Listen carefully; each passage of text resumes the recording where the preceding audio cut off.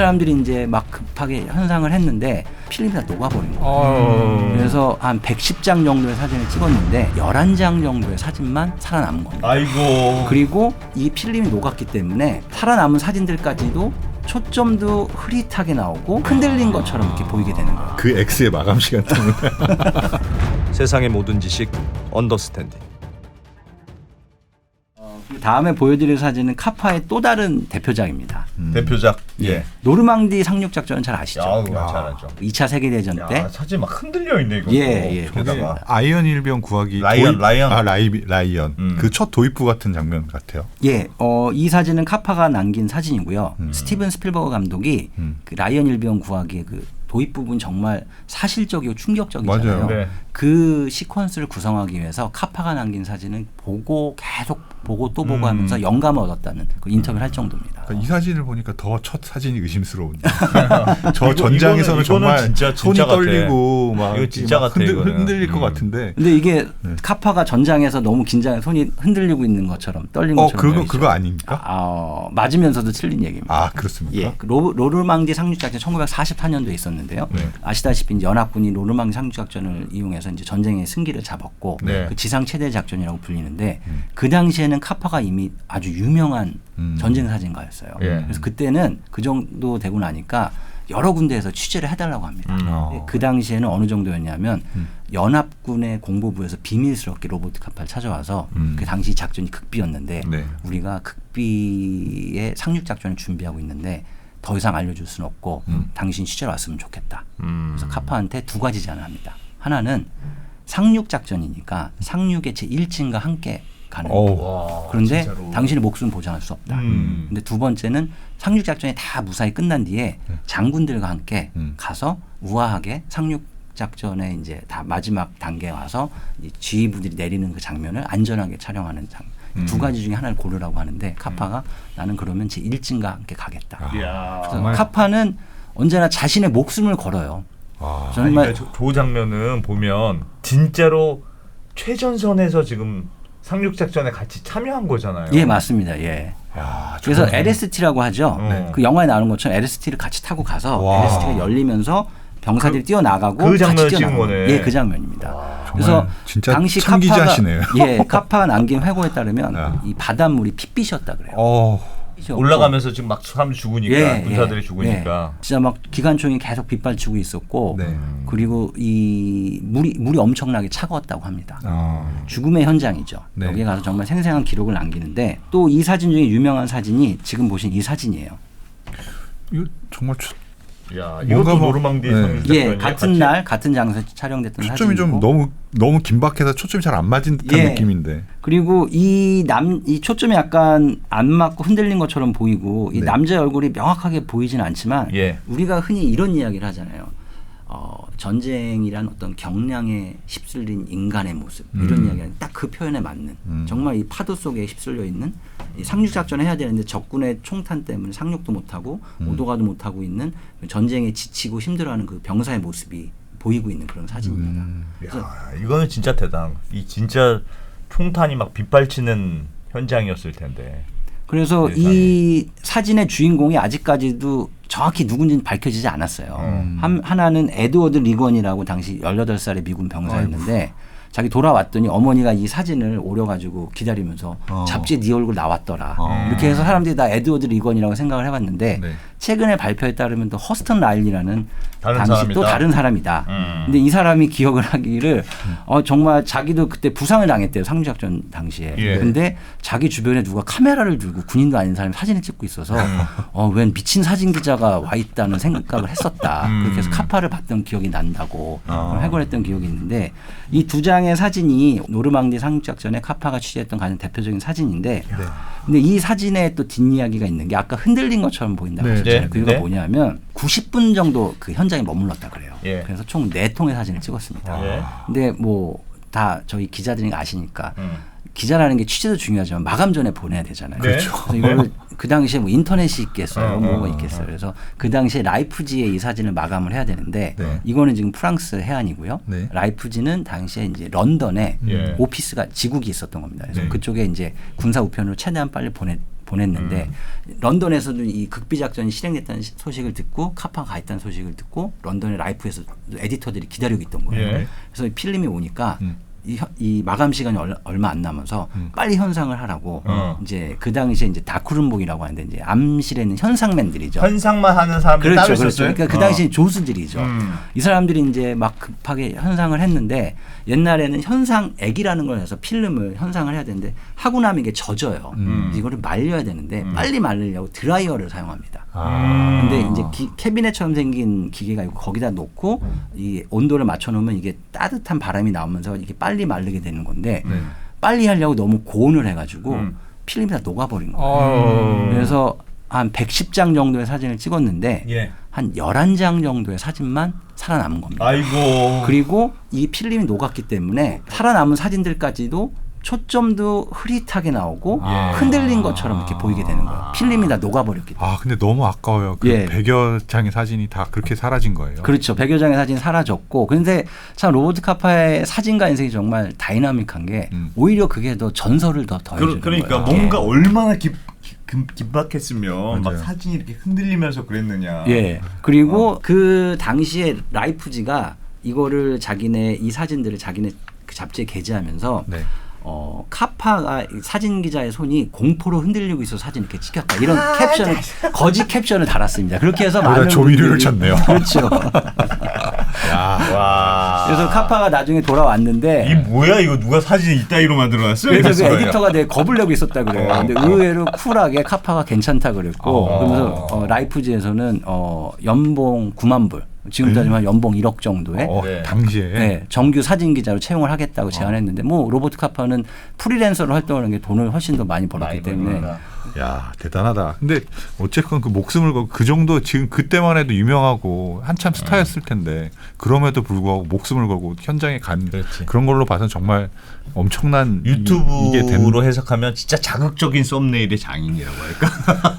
자극적인 썸네일은 책상에서 하는 거고 저분은 총알이 빗발친데 근데 갔잖아요. 물론 이렇게 자극적인 거 찾아가 다녔다고 볼 수도 있는데 근데 네. 목숨을 바친다는 건 목숨을 대단하죠. 거부한다는 건 대단한 거잖아요. 대단하죠. 저 전장에 갔다는 건 정말 대단한 겁니다. 그래서 어떤 그러한 비즈니스적인 측면도 있었지만 또 하나는 그런 것 같아요. 사진 기자들의 어떤 속성이 내 눈으로 꼭 보고 그 사진을 기록해서 보여주고 싶거든요. 야, 근데 그거가 정점에 다다르지 않았었을까 얘가 생각합니다. 전장에 가면 죽을 수도 있잖아요.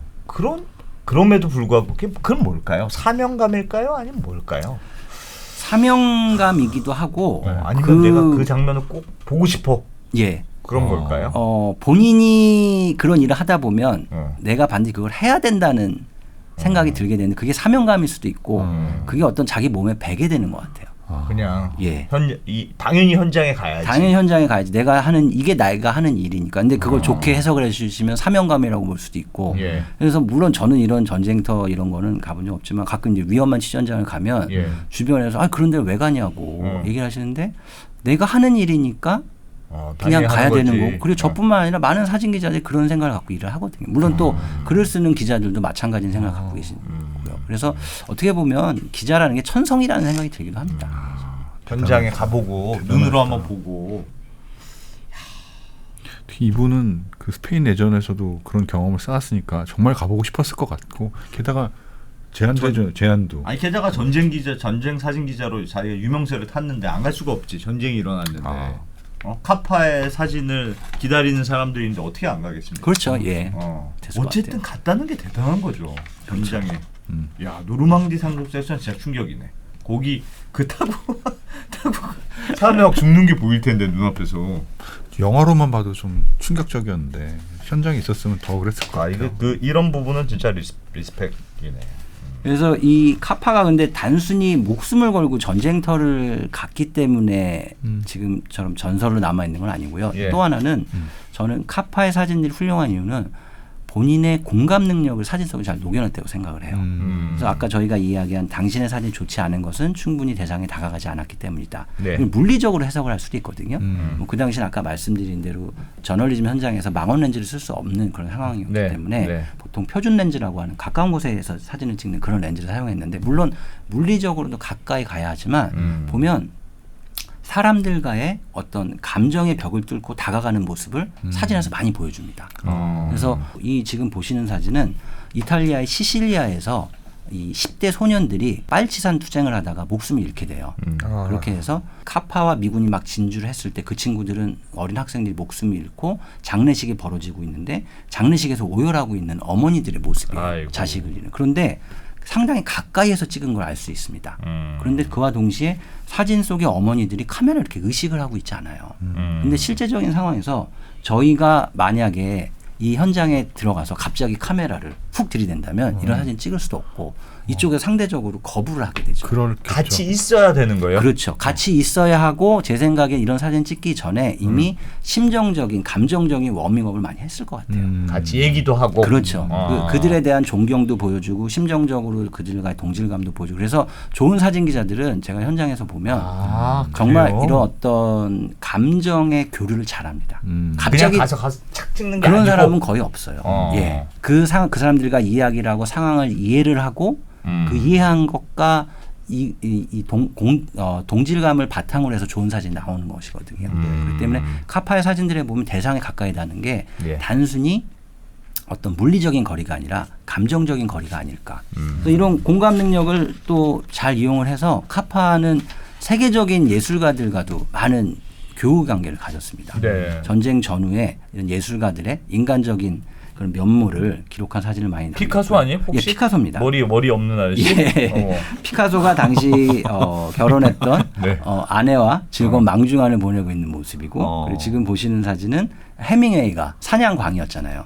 사냥하고 있는 모습. 그리고 또 다른 사진은 존 스타인백 아시죠? 네. 존 스타인백과 친구가 돼서 모스크바에 소련을 그 당시 소련을 취재를 하러 갔던 적이 있어요. 같은 호텔방에 있으면서 거울에 비친 존 스타인백의 모습을 찍었는데 저 뒤에 사진 찍는 사람이 본인입니까? 예, 카파입니다. 예. 이야. 사진들이 우리가 흔히 보는 어떤 그런 초상 사진이 아니라 그 사람들의 감정에 정말 가까이 다가간 그런 사진들이잖아요. 그런 거 진짜 다르네요. 예. 그래서 이런 공감 능력이 정말 뛰어났던 사람이고 이 공감 능력이 워낙 뛰어나서 당시 당대 최고의 여배우였던 잉그리트 버그만의 마음을 훔치기도 합니다.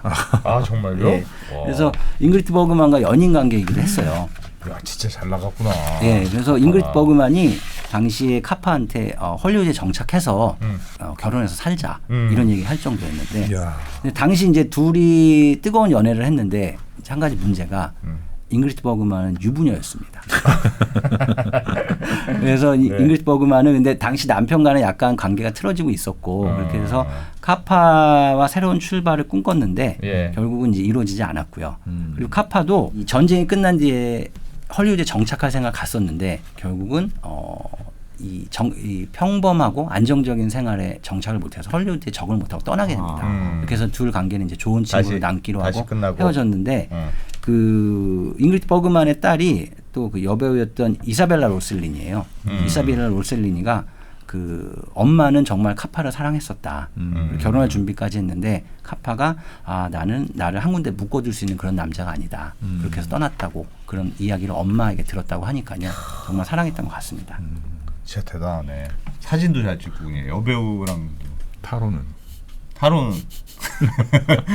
이런 거지.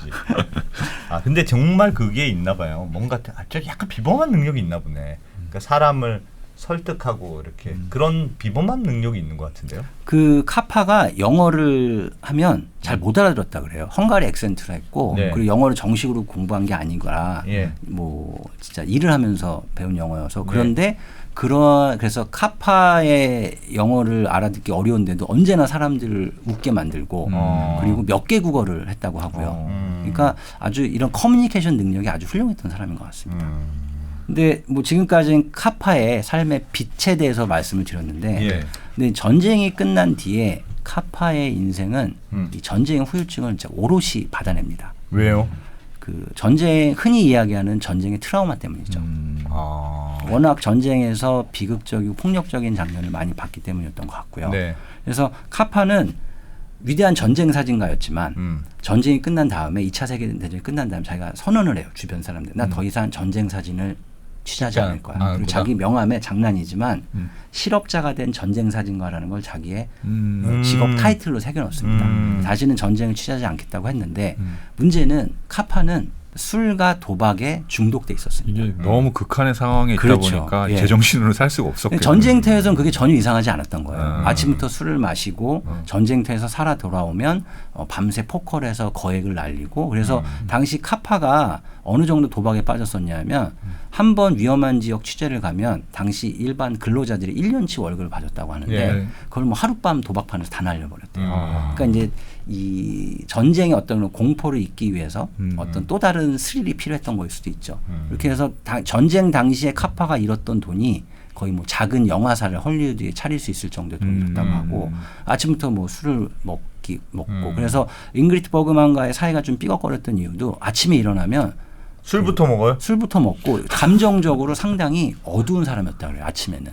근데 아침에 일어나서 술을 먹고 워밍업이 되고 나면 오후가 되면 다시 기분이 쾌활한 좋아지고. 사람을 도와줘. 그러니까 지금 보면 전형적인 전쟁의 중독자네. 트라우마를 네. 겪었던 사람이죠. 전쟁을 해서 도박 중독이 되고 그리고 알코올 중독이 된 건데 당시에는 트라우마에 대한 개념이 없었다고 합니다.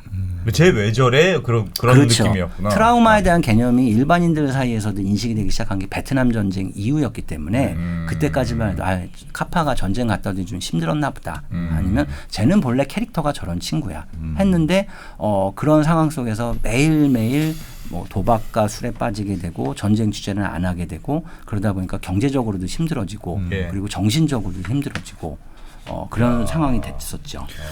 그 수많은 죽음을 보고 제정신으로 살기는 진짜 좀 힘들 것 그렇죠. 같아요. 그리고 또 죽음이라는 게 이 지금 또 카파의 어떤 죽음이 기록한 사진 중에 대표적인 사진을 제가 한 장 준비해왔는데 이건 뭐 사목하네요. 이거 예, 뭡니까? 1945년도에 독일의 라이프치히에서 촬영된 사진인데요. 예. 라이프치히가 이제 미군들이 주둔을 이제 진군을 했어요. 네. 독일이 이제 패망 직전입니다. 예. 그래서 이제 그 미군들과 함께 취재를 하고 있었는데 이제 전쟁은 거의 다 끝났다고 생각을 한 거예요. 예. 그렇게 해서 미군의 이제 기관총 부대원들이 어느 건물의 발코니에 기관총 포대를 설치하면서 한 전쟁도 끝났으니까 난 돌아가면 뭘 하고 막 그런 얘기를 하고 있는데 그중 병사 한 명이 갑자기 저격병에 총을 맞아서 그 자리에 숨진 겁니다. 그러니까 카파가 기록한 죽음은 조금 전까지 살아있던 사람들의 기록이고 자신과 함께 숨쉬고 있던 사람들의 죽음의 기록이에요. 그러니까 카파 인생 자체는 매일 그런 걸 보면서 자신이 생가사의 갈림길 위에 정말 위태롭게 서 있다고 느낄 수밖에 없는 그런 상황 속에서 전쟁을 계속 취재를 해왔던 겁니다. 그러다 보니까 단순히 전쟁을 많이 봐왔다는 게 아니라 전쟁에서 보는 죽음이 내가 될 수도 있는 그런 상황을 계속 살고 있었던 거죠. 이것도 카파가 찍은 사진이에요? 예, 카파가 찍은 사진입니다. 그러니까 자기가 같이 있다가 얘기하다가 갑자기 죽은 걸 그렇죠. 찍은 거예요? 그렇죠. 그걸 찍었을 때 어떤 느낌이었을까요? 그래서 그 카파가 나중에 남긴 글에서 자기가 수많은 죽음을 목격을 했는데 이 전쟁 속의 이 사진 속 병사의 죽음은 왠지 맑고 아름답게 느껴진다는 얘기를 썼어요. 그게 보면 어떻게 보면 죽음의 장면을 너무 많이 봐서 죽음에서 나름대로 미학을 찾았다는 이야기까지 할 수 있는데 근데 그 정상적인 상황은 아닌 거잖아요. 그 정도로 죽음을 너무 많이 봐왔다는 게 그런 트라우마를 느끼게 된 원인이었다고 보고요. 또 하나는 너무 많은 폭력을 본 겁니다. 네. 전쟁에서의 폭력은 말할 것도 없고요. 어떤 인간의 마음속 깊이에 있던 그런 광기와 폭력을 봤던 것 같아요. 예. 그래서 지금 보시는 사진은 프랑스에서 1944년도에 프랑스의 샤르트르라는 곳에서 촬영된 사진인데 조리돌림이라고 하죠. 네. 프랑스가 해방이 되고 나서 레지스탕스들이 주축이 돼서 독일에 협력했던 사람들을 망신을 줬던 겁니다. 예. 특히 독일군과 연인 관계였다든가 독일군에 협력했던 여성들을 머리를 삭발을 해서 아이고. 길거리 저렇게 끌고 다니면서 조롱을 했던 거예요. 사람들이 옆에서 지나가면서 하는 거예요? 그렇죠. 비웃는 거예요? 그렇죠. 욕하면서? 예. 그래서 그 당시 한 2만 명 정도가 이런 조리돌림의 대상이 됐는데 압도적으로 여성의 비율이 높았고요. 그 중에는 정말 깊은 협력 관계도 아니었고 그냥 독일군의 막사에 뭐 숙소나 식당에서 일했다는 이유 하나만으로 저는 조리돌림을 당했다 그래요. 대중의 분노가 약한 대상에게 폭력적으로 나타났다고 볼 수 있는 거죠. 그래서 저 당시에는 후련했던 모습일 수도 있지만 근데 이 사진을 보면 카파가 왜 이 사진 이렇게 찍었을까 생각하게 되는데 결국은 이 사진가는 프레임을 내가 보이는 전체 실제 상황에서 내가 프레임을 어떻게 잡아서 무엇을 보여줄까에 따라서 어떤 이야기를 전달하느냐거든요. 이 사진에 보면 어떻게 보면 주인공은 조리돌림을 당하고 있는 저 당시의 여성이고 당시에 이제 시몬노 투소라는 23세 여성인데 독일군의 아이를 낳았던 여성이에요. 네. 그 아이를 안고 있는 겁니다. 근데 상당히 화각을 넓게 사진을 찍었어요. 그리고 사람들이 웃으면서 저 여자를 쫓아가고 있는 그러네. 거예요. 당시 기록에 따르면 막 창녀 이렇게 조롱하며 쫓아다녔다고 하는데 또 다음 사진 같은 현장에 찍힌 사진을 보면 여성들은 뒤통수만 보이고요. 네. 웃고 있어 사람들. 예, 사람이 웃고 있습니다. 그래서 제 생각에는 이 사진을 봤을 때 어떤 승리의 감동으로 이 여성들에게 화풀이를 하고 있는 그런 인간은 본연의 어떤 폭력을 담은 게 되게 아닐까. 폭력적으로 보이네. 그렇죠. 예. 그렇기 때문에 단순히 전쟁터에서 군인들의 폭력만 본 것이 아니라 어떤 전쟁이란 극한 상황에서 드러나는 인간의 어떤 깊은 마음속 깊은 곳에 있는 그런 폭력, 광기를 많이 보면서 트라우마에 시달릴 수밖에 없는 조건이 아니었을까 그런 생각을 하게 이 됩니다. 카파라는 사람이 이걸 보니까 뭔가 좀 약간 관록이 올라온 것 같은 느낌이 드네. 이거는 굉장히 후반부의 사진인 거죠? 그렇죠. 아까 처음 보셨던 스페인 내전 사진에서 거의 10년 정도의 10년까지는 아니, 예, 그러니까 상당히 많은 시간이 흘렀던 사진입니다. 야, 뭔가 좀 달라지기 시작한 것 같네. 확실히 사진에서 그 말씀하셨던 그런 게 보이네. 뭔가 이렇게 그 감정이 막 이렇게 살짝 보이는 느낌이 드네요. 예. 그래서 그런 어떤 사진 속에 보이는 대상의 감정을 포착하는 데도 아주 훌륭한 능력이 있었고요. 근데 이제 문제는 아까 말씀드린 대로 이랬던 카파지만 전쟁 이후에 평온한 생활에 적응을 못합니다. 그래서 이 지금 보시는 패션 사진이 카파가 찍었던 사진들이에요. 전쟁 사진가였는데 전쟁이 끝난 이후에 나는 이제 더 이상 전쟁 취재를 안 하겠어. 나 패션 사진을 찍을 예, 거야. 그래서 패션 사진에도 도전을 해보고 네. 잉그리트 버그만이 있는 헐리우드에 가서 또 영화의 스틸 사진에도 도전해보고 찍어보고. 했는데 문제는 사진들은 다 좋은데 현실 생활에 적응 못하는 겁니다. 아까 말씀하신 대로 술과 도박과 여자에 빠져서 흔히 말하는 트라우마의 고통을 겪었기 때문에 그래서 저는 이 전쟁이 끝난 뒤에 카파의 이런 모습을 하나로 정리를 하자면 몸에 맞지 않는 옷을 입은 남자였다는 생각이 들어요. 전쟁이 끝나고 평범한 생활에 적응을 하려고 했지만 마치 몸에 맞지 않은 옷을 입은 것처럼 적응을 못하고 예. 계속 방황을 했던 겁니다. 이렇게 해서 이 카파는 결국은 나중에는 그러면서도 매일 좋은 호텔에서 머물고요. 예. 좋은 술만 먹고 좋은 호텔에서만 밥을 먹고 하는데 나중에 이제 빈털터리가 됐어요. 그래서 호텔에서 쫓겨나게 되고 그러고 있는데 라이프지에서 다시는 전쟁을 찍지 않겠다고 결심했던 카파에게 제안을 하나 합니다. 예. 그 인도 차이나 전쟁이 당시 벌어지고 있었는데요. 그건 우리가 알고 있는 베트남 전쟁의 전입니다. 그 당시 프랑스랑 싸운 그렇죠. 거예요. 인도 차이나가 즉 베트남이 프랑스의 식민지였고 그래서 프랑스의 식민지군과 그 독립을 원하는 베트남의 이 세력들이 하고 있는 전쟁이 인도 차이나 전쟁이었는데 인도 차이나 전쟁을 라이프가 취재를 하고 있었어요. 그랬는데 거기에 가 있던 사진 기자가 휴가를 가야 그래서 카파에게 가줄 수 있냐고 제안했는데 전쟁에. 평소에 카파 같으면은 뭐 받아들일 일이 전혀 없는 왜 대타로 카파 취재하는 상상할 수도 없죠. 그렇죠. 또 하나는 그 당시에 인도 차이나 전쟁은 지금까지 카파가 취재해왔던 전쟁과 너무 달랐습니다. 지금까지의 전쟁은 약간 이념적이었고 성과 악이 너무너무 명확히 나눠져 있던 전쟁이에요. 2차 대전만 해도 연합군이라는 선이 십자군처럼 파시즘이라는 악에 대해서 싸웠던 물론 미국적인 시각입니다만 그랬던 전쟁인데 인도 차이나 전쟁에서는 이 모든 게 뒤엉켜버리고 섞여버리면서 과연 프랑스군이 선일까? 이런 의문을 할 수밖에 없는 그런 상황이었거든요. 그렇기 때문에 카파한테 격이 맞지 않는 취지였습니다. 근데 카파가 그 제안을 받아들여서 가게 됩니다. 그래서 여러 가지 카파의 마음속은 모르죠. 왜 그걸 했는지 여러 가지 의견이 있는데 뭐 카파가 결국은 경제난 때문에 갔다 아니면 다시 조금 상황이 좋아지면서 전쟁 사진을 통해서 다시 한번 좀 재기해 보려고 갔다. 여러 가지 의견이 있는데 어쨌든 카파는 거기를 갔고요. 노르만디 상륙 작전에서 살아남았던 카파가 그 프랑스군의 수색하고 있는 프랑스군의 뒤에서 사진을 찍다가 지뢰를 밟아서 사망을 하게 됩니다. 아이고야. 와. 죽음도 극적이네, 좀 진짜. 극적이죠. 예. 그래서 그 당시가 만 40세 1954년 5월 25일이었습니다. 오전 8시 40분이었고요. 그런데 너무 이른 나이에 죽었네요. 그렇죠. 근데 당시 로버트 카파 카메라 2대를 쥐고 있었어요. 네. 그래서 하나는 칼라 필름이 들어가 있던 니콘 카메라였는데 이런 카메라를 들고 다녔어요? 예. 근데 보면 이 카메라는 한쪽 손에서 지뢰가 터지면서 그 충격에 놓치면서 날아간 겁니다. 그래서 보면 렌즈 앞이 깨져 있잖아요. 네. 그 충격 깨진 거고. 근데 또 다른 왼손에는 네.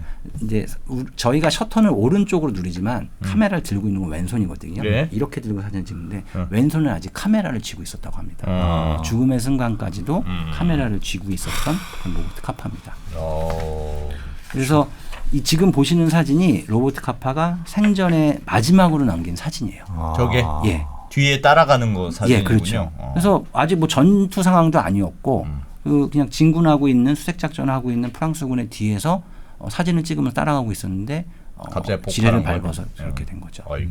어떻게 보면 카파의 지금까지 전쟁에서의 캐리어를 보면 어떻게 보면 너무 허망한 허망한 진짜 죽음이었죠. 죽음이네. 예. 그래서 이 사진은 뭡니까? 이 사진은 카파가 죽기 하루 전에 찍은 사진이에요. 그 전날. 예.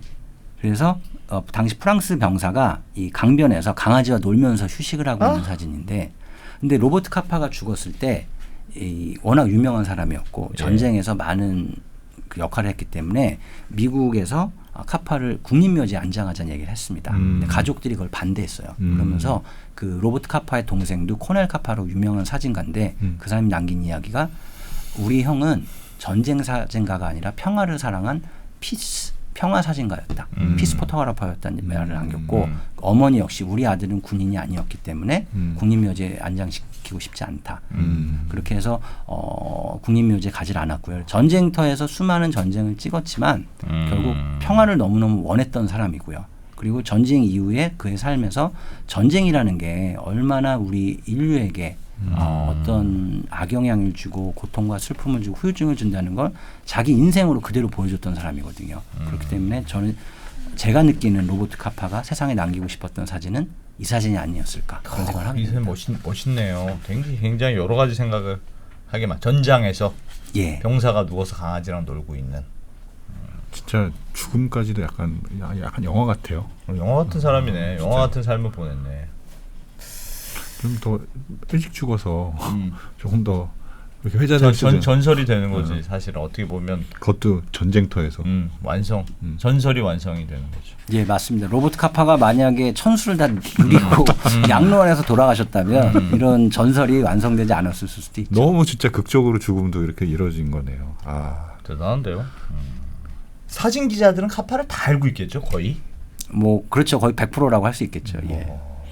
저 진짜 그 마지막 사진을 보니까 좀 그러네요. 근데 본인은 참 그런 평화를 뭐 추구했을지 모르겠는데 거기 적응을 잘 못하신 분이었잖아요. 삶에. 그렇죠. 예. 결국은 전쟁으로 인해서 몸이 이제 전쟁에 너무 익숙해졌던 거죠. 몸과 정신이. 이게 참 전쟁이 인간 삶과는 정말 어떻게 극한적인 상황일 텐데. 아니 그러니까 저는 그런 생각. 사진 기자로서 하여튼 그 극한 현장, 전쟁이라는 현장을 계속 나가서 계속 사진 찍었잖아요. 그래서 보여주고 싶은 건 요런 현장을 사람들한테 보여주고 싶은 거였을 텐데, 게다가 이제 기자로서의 정신이 있었다면 이런 상황을 나만 보는 게 아니고 이 상황을 많은 사람들한테 알리고 싶었어 라고 했을 텐데, 그게 자기가 가장 많이 이제 영향을 받게 그렇죠. 돼버리는 게 좀 약간 안타깝긴 하네.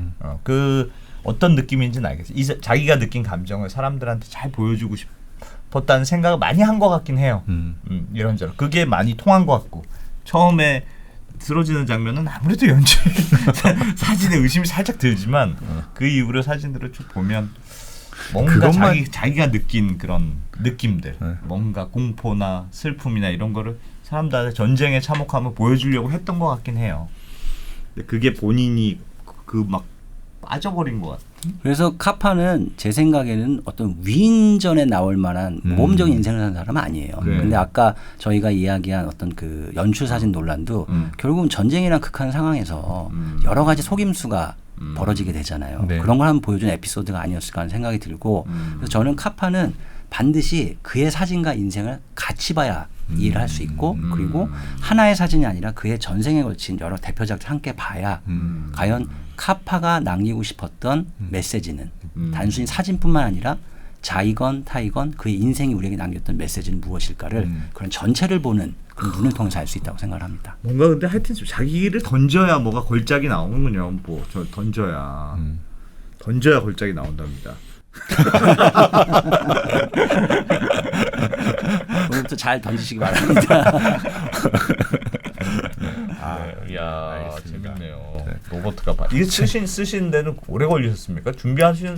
자료 찾고 뭐 준비하시는데 꽤 걸리고 있을 것 같은데요. 뭐 본래는 한 2년 정도에 끝낼 생각이었는데 네. 본래 처음 책을 쓸 때부터 기획이 이제 기행을 가서 흔적이 되는 곳은 제가 가서 가보고, 사진도 찍고 예. 좀 느끼고 그럴 생각이었는데 원고를 거의 끝낼 무렵에 코로나가 터진 거예요. 그래서 이제 기행이 못 가게 늦어지고. 되면서 그 사이에 또 계속 그렇잖아요. 공부라는 게 하면 할수록 모르는 게 계속 나오니까 원고는 계속 양이 불어나게 되고 그래서 꽤 한 5년 가까운 와. 시간이 걸린 것 같습니다. 이 책 한 권을 읽으면 카파의 인생과 사진을 통해서 어떤 그 의미를 많이 찾을 수 있을 것 같아요. 전쟁이라는 게 어떤 아니 그리고 의미인지. 저는 요즘 제가 약간 나이가 들어서 요즘 그런지 모르지만 막 이론서 이런 거보다 한 사람의 개인에 대한 책들이 좋더라고요. 저는 그게 뭐 이렇게 잘했는지 잘못했는지 모르겠으나 여러 가지 그냥 다양한 생각하게 면을 되는, 볼 수 있잖아요. 생각하게 되는 것 같아요. 그래서 요즘은 사람에 대한 책이 되게 좋던데 로버트 카파 네. 아주 재밌게 야 요거는 직접 쓰셔서 책도 많이 파셔야 되는데 너무 자세히 얘기해서 요걸로 끝날 것 같은 그런 느낌이 드는데 이거 어떡하나 안타까워가지고 많이 파셔야 되는데